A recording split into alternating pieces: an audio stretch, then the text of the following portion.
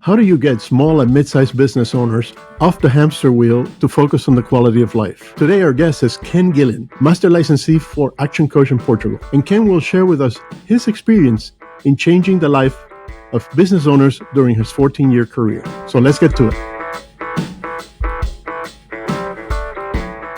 Ken Gielen, a Master Franchise for ActionCoach in Portugal. What do you feel are the top 3 skills that someone really needs to be successful in franchising? Thank you so much, William, for the invitation, and it's glad that I'm here with you. Well, in running a franchise, especially like this one at ActionCoach, maybe some of the best skills are, first of all, I think the ability to learn from others. Success does leave clues. And in the service business, it's about doing what others have done. If you identify yourself with somebody that has the results, just walk the same path. Start where that person started and then grow faster. That's one of the things that powerful in franchising is that it's a turnkey solution. So everything is available to you.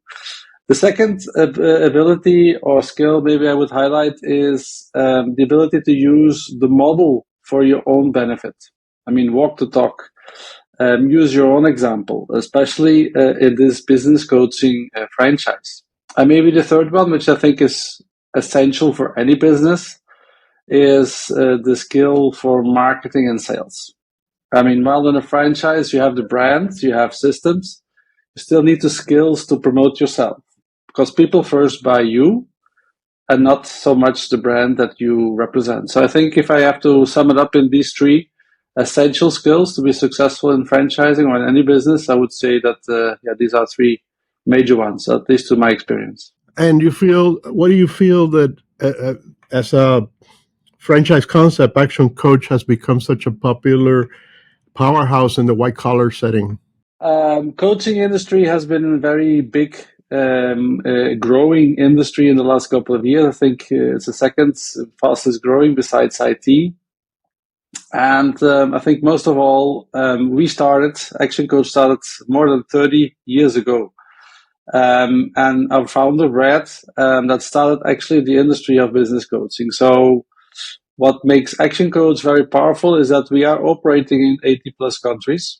So that gives us enormous leverage. We have seen it all. We have lived it all in all economical cycles in all types of economies around the world.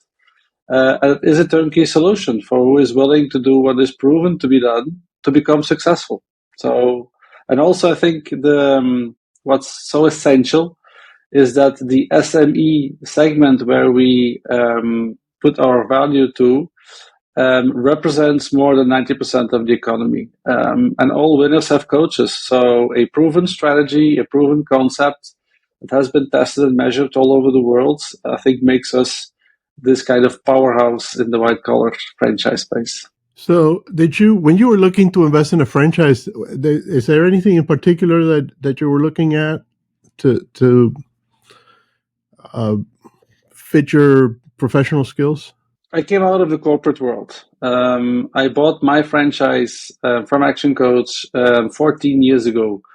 I'm a mechanical engineer from my studies. I completed then with the MBA course. But after 12 years of corporate, living corporate, I was finding myself trapped and how do you say that? I felt that my destiny, my future was always decided by somebody else. So I thought, no, I want to become more independent, I want to do more sports. I want to spend more time with the family. I don't want to work for somebody else. So the first decision was I want to become an entrepreneur. The second decision was, okay, where can I learn the fastest to become an entrepreneur and to become a successful business owner? So, and then I read some books, and I think one of the books said, okay, so why don't you analyze the franchise model? Because there you have much more support. You don't have to do it by yourself. You don't have to make the errors that others already made. And yeah, that's what got me into franchising. And an action coach, a former colleague of mine from the MBA, was back then the master licensee for ActionCoach in Portugal. So he was a friend of mine, a colleague, and yeah, we had lunch together. And then as a competitive or competition athlete in swimming, I've had my share of coaches. In the corporate world, I've had my share of mentors, and I thought, well, why not share that to other people? As a mechanical engineer, I like to solve problems. I like to reverse engineer, and nobody can coach himself better than with an external coach. So yeah, I think plus the fact that coaching industry is a growing one, I found it really interesting for me to, as a fit in the culture with Action Coach, as a fit with the purpose. I really thought it was a nice match. Actually, the main topic that bothered me back then, as a general manager, as a managing director of a manufacturing plant in the automotive industry, I was leading 350 people, and because of the crisis, the company I worked for went into Chapter 11 in the States, and so they had to reduce investments and reduce capital expenditure. So they had to close down some plants, and I had to let go 302 people. I managed to save 48 jobs, around 48 jobs, by transferring them to the competition. And I said, I want to add value. I want to make sure that no boss or no manager or no owner has to let go people.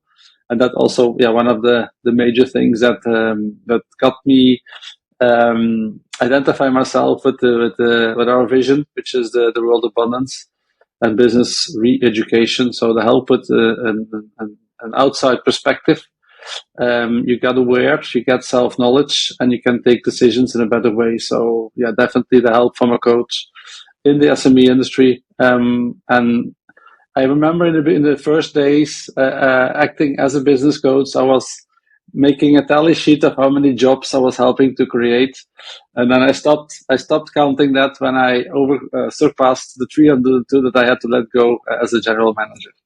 So, but I know we already did the double of triple of that number, so I'm very happy with that.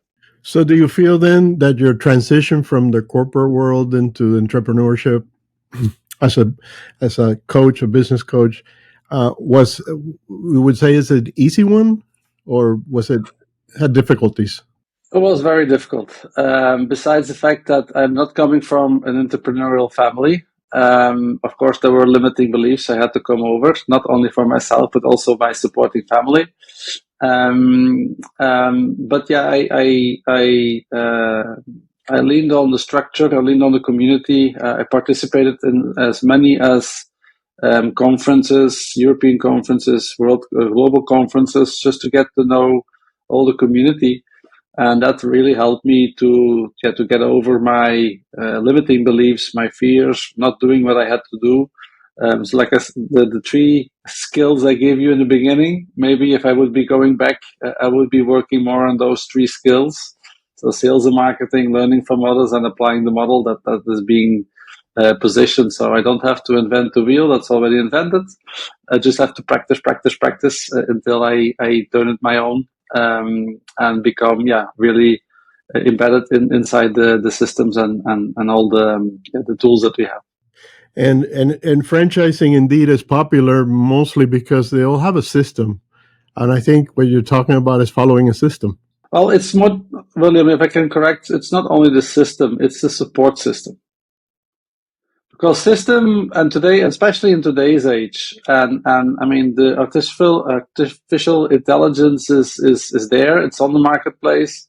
It's not around the system, what you do and how to do it. It's when you have to overcome your own self-talk, your own limiting beliefs, and that you can have support from others to build up the confidence and really to make you do what you really have to do. We are still human beings, we're not human doings. So it's not just following a system, you're not, especially in this white collar, we're not flipping burgers here. So it's really, it's systems, it's processes. Three main areas, I would say: sales, marketing, or marketing, sales, and then operation. If you're building a team, of course, also those skills.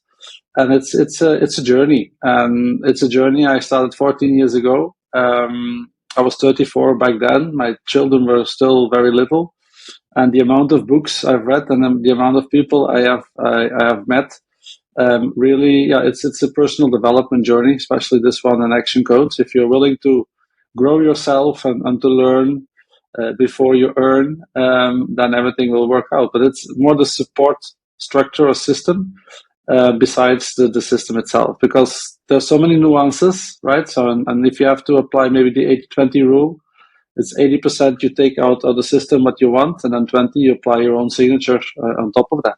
And you talk about community support, and I hear it over and over again in every interview, and it's very critical here, isn't it? Well, I mean, selling a service that you just learned how to do it, you may know how to do it, but you have never done it.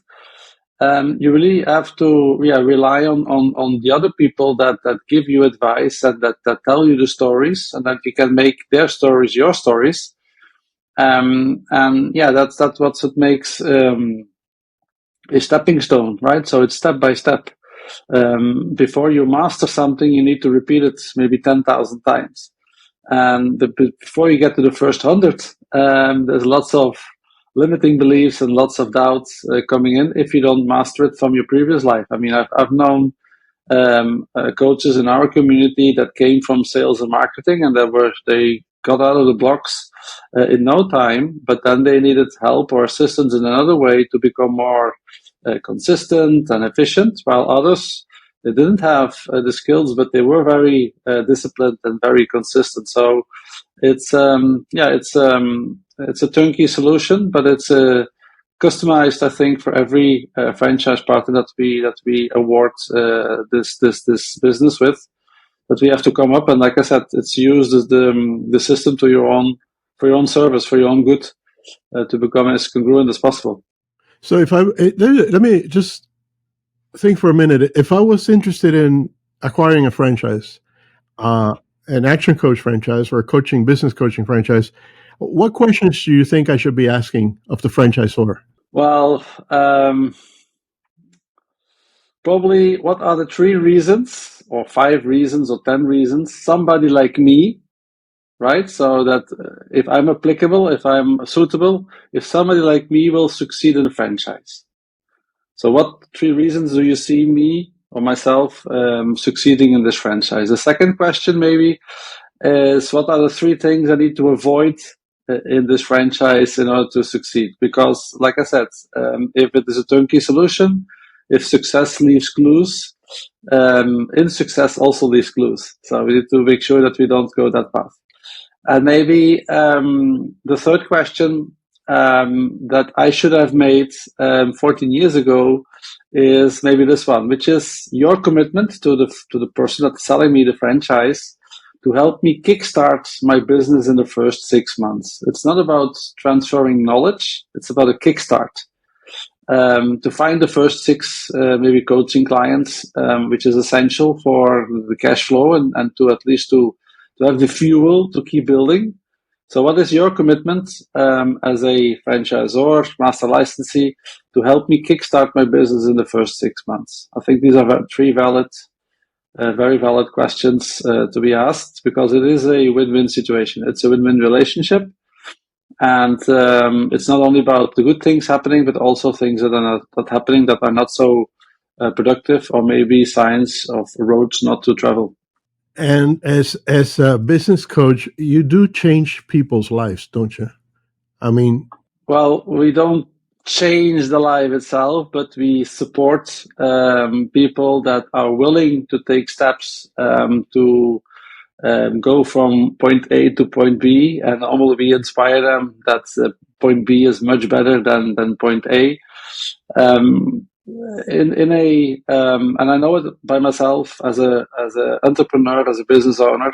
It's a lonely world. If you don't go out of your office and you don't meet up with people, it's a very lonely world. And most of the people that I've known, especially in the SME business, so in the SME segment, the small and medium-sized companies, Most of them, they're sole entrepreneurs, and they're working 16 hours, 18 hours.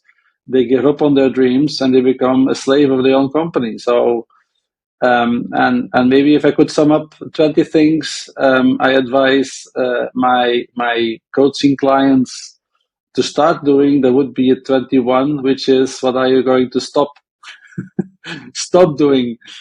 So that you have time. I can't invent time. I can't give them time. I can only have them become aware of what kind of decisions that they need to stop making in order to free up some time and to spend more time with the family, to travel more, to enjoy life. I mean, business should give us more life. But if you're trapped in a wheel, in a cyclus of worries, and or fast growing and not delegating, you become you are consumed by the business, and then it should give you more life.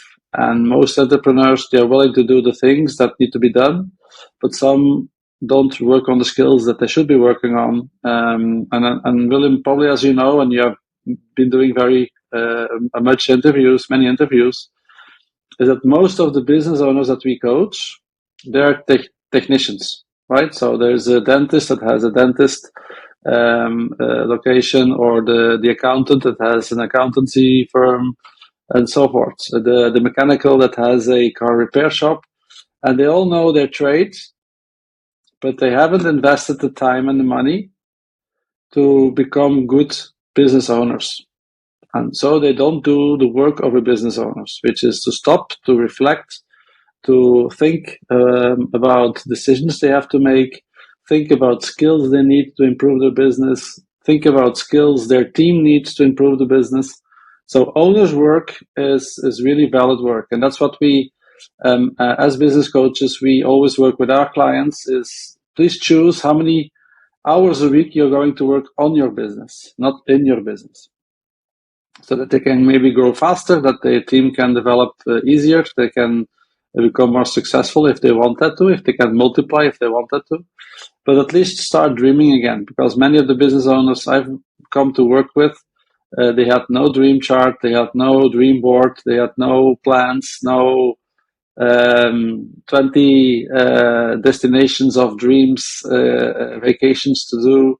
And that's why, we help people change their lives by making better decisions towards to have a better life. And Ken, one more thing. If looking back now, when you started 14 years ago, is there anything that you would do different now if you were just starting from day one? Well, like I mentioned earlier, the skill set. I believe I would reach out to more people in the community and ask for more help. If it is not in Portugal, it's outside Portugal. Whether it is in Australia, whether it is in America, wherever it is, I will be definitely asking for more help. I believe human beings have a certain difficulty in admitting to themselves that with help they get further and faster. So it's not about what we know, but yes, what we do with what we know. And probably that's the best advice I give to current franchise partners and coaches, so that they can participate in the community, start giving, because anybody that starts in this journey has something to give from a previous working life or experience. So start giving, and of course you shall get much more in return. Be noticed in the community, and then you will be helped as soon as people see that you start struggling, something like that. And of course, we have to be a learner for life. It's like our founder says, it's one book a week. It's only 52 books a year. Sorry. I'm doing actually I've read so many books I need to revise, so I'm doing a weekly newsletter. Started in December last, so I'm already 18 sessions long, 18 editions, always reviewing a book that has made a difference in my life and share it with others. Sometimes it's about the summary of the book. It's not about the story of the book, but at least to capture some good nuggets, some good silver bullets, just to become aware and to take better decisions. And you share, which is something that I see amazing. Is a selfless community, as people are willing to help, are willing to give. Because when you give, you get. William, that's the law of reciprocity. So if you apply that in your day to day, it's the same thing in our community here. If we have a potential strategical partner, we first have to give. We have to give our knowledge. We have to give our time before we can start getting something back. And the same in sales and marketing and service. You have to give before getting back. And if you are used to do that in your own community, it's something. It becomes second nature. And therefore we have two times the word abundance in our language. First of all, in the vision, and second of all, as one of our points of culture. So I think it's a sign that we need to be abundant and to give back. I'm about to start a personal development masterclass for our franchise partners. They have to, of course, watch the videos, but we will come together once a week for an hour just to share. So, and sharing is giving. And if we give, we get something back in return. So it's about being part of the community. Means sometimes you have to step up, and everything I share, first of all, it's to remind myself that I know it. And if I share it with somebody, maybe I inspire somebody, and it doesn't cost anything. So happy to do that. Words of wisdom. I really appreciate your time, Ken, and spending the time and sharing some of your ideas. And I think that wish you the best of luck going forward, especially with the class and your newsletter. Thank you for coming with us. Yes, thank you. And let's keep Action Coach growing, whether it is in Portugal, whether it is in one of the other 80 plus countries. Let's just do that. I coach in every business. That's what we're working on. Thank you so much for the invitation, William. Thank you, Ken. Thanks for joining us today, and hope you have gained some valuable insights into the world of franchising. My name is William Lesante, and I would like to invite you to the next episode of the Franchise Coach podcast. Please make sure to like and subscribe and share with your network. Also, click the link below to learn more about franchising with Action Coach. Thank you.